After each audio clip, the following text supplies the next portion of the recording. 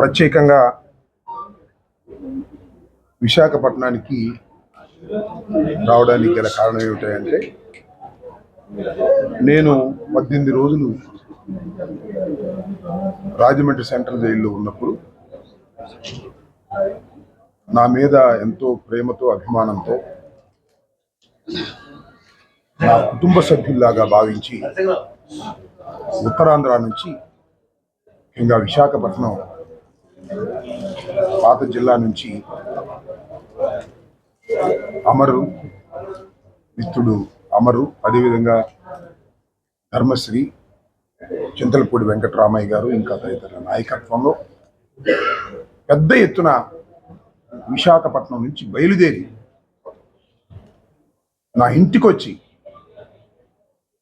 నా కుటుంబ సభ్యుల్ని పరామర్శించి ధైర్యం సంఘీభావం చెప్పినందుకు వారికి నా హృదయపూర్వకమైన ధన్యవాదాలు తెలియచేసుకుందామనే ఉద్దేశంతో ప్రత్యేకంగా రావటం జరిగిందని ఈ సందర్భంగా నేను మనవి చేస్తున్నాను. నేను కష్టంలో ఉన్నప్పుడు, అన్యాయంగా అక్రమంగా దాడి చేసి జైలుకు పంపినప్పుడు అందరూ ఎంతో ప్రేమతో వచ్చారు. మీ కుటుంబానికి జరిగింది అన్యాయమని ప్రపంచానికి చెప్పటమే కాదు, నా కుటుంబ సభ్యుల్ని కూడా ఓదార్చేటటువంటి కార్యక్రమం చేశారు. చాలా దూరం నుంచి ప్రేమతో అభిమానంతో ఏ విషయాన్ని ఆశించుకోకుండా వచ్చినటువంటి వీరందరికీ నా హృదయపూర్వకమైన ధన్యవాదాలు మరీ మరీ చెప్పాలని. పోలీసింగ్ లేదా ఉంది, ఎక్కడుంది? అక్కడే ఉంది పోలీసు బలగాలన్నీ కూడా అక్కడే ఉన్నాయి. పోలీసు బలగాల సమక్షంలో రాజధానిలో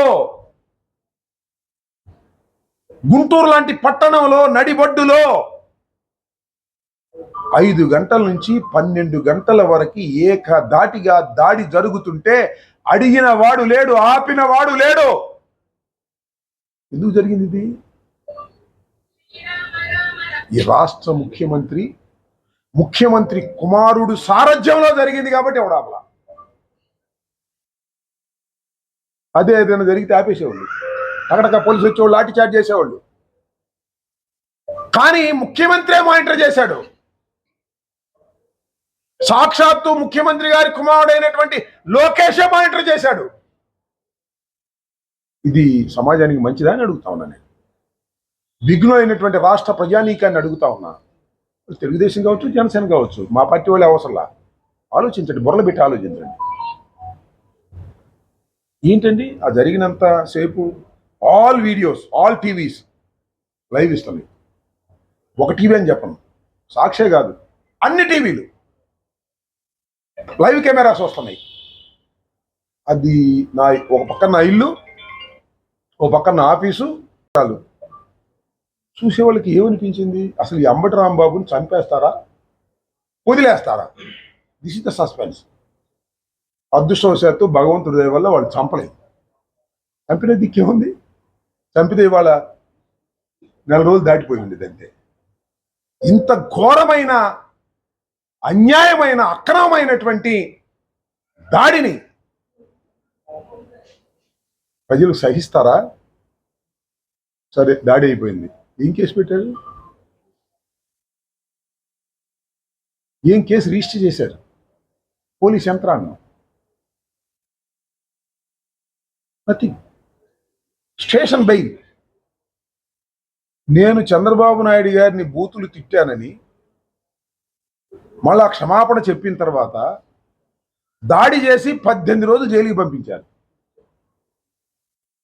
దాడి చేసి సర్వనాశనం భావించి ఇంత సంఘీభావం తెలిపినటువంటి వారికి మరొకసారి నా హృదయపూర్వకమైన ధన్యవాదాలు ఈ సందర్భంగా నేను తెలియపరచుకుంటూ ఉన్నాను. ప్రతి ఒక్కరికి, ఒక్కళ్ళు కాదు, వచ్చి నీ 3 పేర్లు చెప్పాను, కానీ ప్రతి మండలం నుంచి, ప్రతి గ్రామం నుంచి వాలంటీర్గా నేను ఇక్కడికి వచ్చి ఆశ్చర్యపోయాను. వాలంటీర్గా టైం అంటే టైంకి బయలుదేరి గుంటూరు వచ్చారు. ఊరిని ఒక పిలిపిస్తే చాలు, సొంత కార్లు పెట్టుకొని మన కుటుంబ సభ్యుడికి ఏదో అన్యాయం జరిగింది వెళ్ళాలనేటువంటి ఉద్దేశంతో పెద్ద ఎత్తున విశాఖపట్నం నుంచి వచ్చారంటే చాలా బాధలో కూడా చాలా సంతోషం అని ఈ సందర్భంగా నేను తెలియపరుస్తున్నాను. అంటే జరిగినటువంటి అంశం ఎంత బలంగా ప్రజల మధ్యకి వెళ్ళింది అనేది ఇక్కడ గుర్తుపెట్టుకోవాలి. 1983లో తెలుగుదేశం ఆవిర్భవించింది. అప్పటి నుంచి ఇప్పటి వరకు ఒకసారి పరిశీలన చేయండి మీరు. సరే, చిన్న చిన్న దాడులు జరిగాయి, గొడవలు జరిగాయి, ఘర్షణలు జరిగాయి, మనం చూస్తున్నాం చరిత్రలో.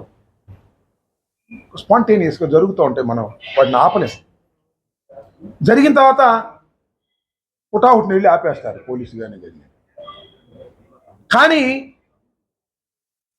గత నెల 31వ తారీఖున జరిగినటువంటి, అంతకుముందు 31వ తారీఖు జరిగినటువంటి దాడి, నా ఇంటి మీద జరిగినటువంటి దాడి ఏ విధంగా జరిగిందో ఒకసారి రాష్ట్ర ప్రజానీకం ఆలోచించాలని మనం చేస్తున్నాం. ఒకసారి కాదు, 2 సార్లు కాదు, 100 సార్లు ఆలోచించుకోవలసినటువంటి సంఘటన ఇది. చరిత్రలో ఎప్పుడూ జరగనటువంటి అతి ఘోరమైన సంఘటన. 5 గంటలకు దాడి ప్రారంభమైంది. ఎన్ని గంటలకు ముగిసింది? వాళ్ళకి అలుపు వచ్చిన తర్వాత ముగిసింది. 12 తర్వాత ముగిసింది. 10-20 నిమిషాలకు నన్ను అరెస్ట్ చేశారు. నా ఇంటి మీద, నా ఆఫీస్ మీద కంటిన్యూస్గా దాడి.